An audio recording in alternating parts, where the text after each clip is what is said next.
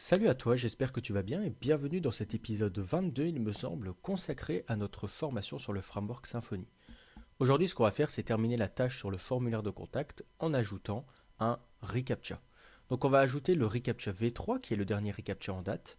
Donc que nous dit Google? Le reCAPTCHA V3, c'est la façon ultime de lutter contre les robots. Donc si cet article t'intéresse, je te mettrai le lien en description et je te laisserai le lire. On va faire un petit tour quand même. Donc ils nous disent qu'ils sont heureux de nous présenter reCAPTCHA V3. Bon, ça date de 2018. La dernière API qui permet de détecter le trafic abusif sur votre site web sans la moindre intervention humaine. Au lieu d'afficher un défi CAPTCHA, reCAPTCHA V3 génère un score qui vous permet de déterminer l'action la plus appropriée pour votre site. Donc en gros, ça diffère un petit peu du reCAPTCHA V2 qui, il me semble, euh, c'est le reCAPTCHA qu'on rencontre le plus souvent sur les sites web, où on doit par exemple dire le nombre de voitures qu'on voit, le nombre d'arbres, de feux rouges, etc. Là, le reCAPTCHA V3 fait tout ça tout seul. Donc du coup, ils insistent bien sur une expérience utilisateur harmonieuse. C'est bien plus cool quand même.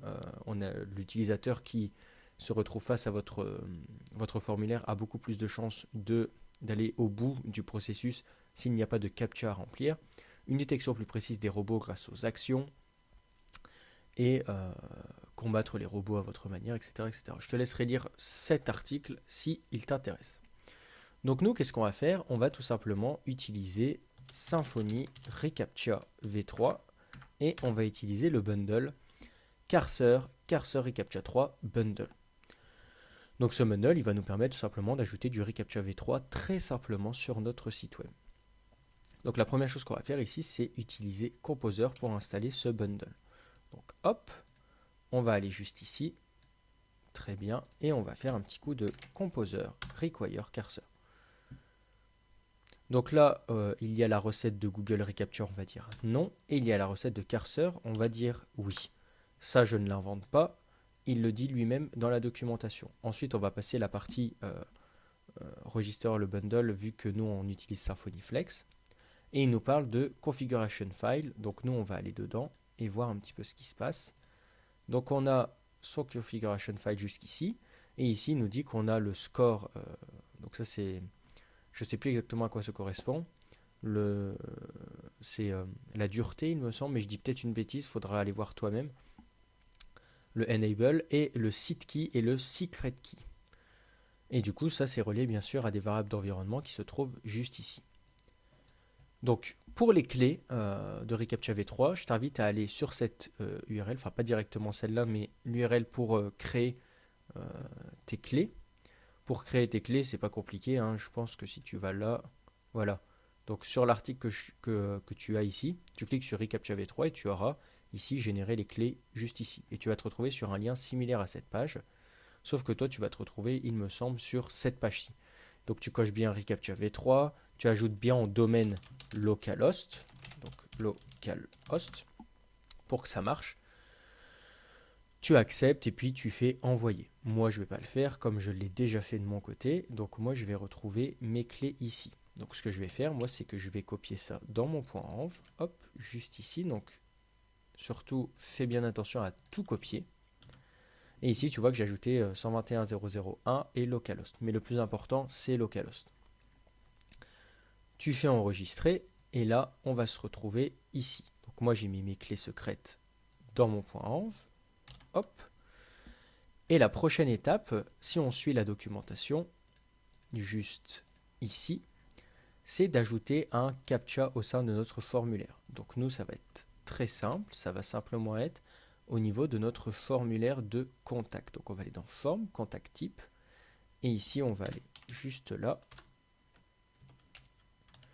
et on va avoir ça. Pourquoi j'ai une erreur ici? Parce que ça. On va enlever ça qui n'est pas obligatoire et là on va simplement dire contact. On va mettre contact et on va ajouter les classes en question. Une fois qu'on a fait ça, on va retourner sur SimRecipe Contact, on va faire un F5 et là on va voir qu'on est bien protégé par reCAPTCHA. Donc on va aller ici dans localhost phpMyAdmin pour aller voir dans SimRecipe User. Donc on a ça. Ce qu'on va faire, c'est qu'on va mettre Jean Laroche. On va mettre Jean.Laroche. laroche@simrecipe.com, sujet la roche, et on va mettre quelle est belle la roche, très belle roche en tout cas. On va faire soumettre ma demande, donc ça va un petit peu tourner, et là on va voir votre demande a été envoyée avec succès. On va regarder au sein du localhost, ici est-ce qu'on a quelque chose? Ah, on est dans les users, donc c'est normal qu'on n'ait rien. Et on a bien ici Jean Laroche, très bien. Si on va sur Mailtrap, est-ce qu'il a bien envoyé le mail? Hop. Ici, on a bien Laroche, demande de Jean Laroche. Donc là, on est bon. Et du coup, tu vois que ça a bien fonctionné. Parce que du coup, on a le reCAPTCHA. Tout s'est fait automatiquement. Il n'y a plus rien à remplir. Et du coup, si on va dans, ici on fait un F12 et qu'on tag ici sur la description, on voit ici qu'il y a un input de type hidden qui a pour ID contact captcha et du coup comme name contact et captcha entre crochets. Et du coup on a plein de choses qui sont préconfigurées. On n'a pas grand chose de plus à faire. Et on a également un script et on a également le script de Google pour l'API reCAPTCHA. Donc ça il le dit hein, dans les troubleshooting, donc il faut bien vérifier si ça ne marche pas, bien sûr, que tu es bien en V3 et que tu as bien ça dans le HTML et que tu fasses des tests si ça ne fonctionne pas. Donc voilà, il n'y a rien de plus à faire, c'est très simple et du coup, on peut cocher ici, mettre en place le reCAPTCHA. Donc on va mettre ça dans terminé et la prochaine partie, on ne va pas mettre en place une partie administration car j'aimerais avant qu'on voit quelque chose de très sympathique qui est un petit peu le cœur de Symfony, à savoir les services. Donc je vais t'expliquer ce que c'est un service, comment c'est géré au niveau de Symfony. On va en créer un nous-mêmes pour tout simplement voir comment ça fonctionne. Donc voilà, j'espère que cette petite vidéo t'a plu pour terminer la partie sur le formulaire de contact. J'espère que ça a plu à l'abonné qui m'a demandé de mettre ça en place. J'essaie de faire un formulaire de contact le plus complet possible. Et donc, voilà, j'espère que ça vous a plu, je te dis à la prochaine, et puis salut, tout simplement. À la prochaine.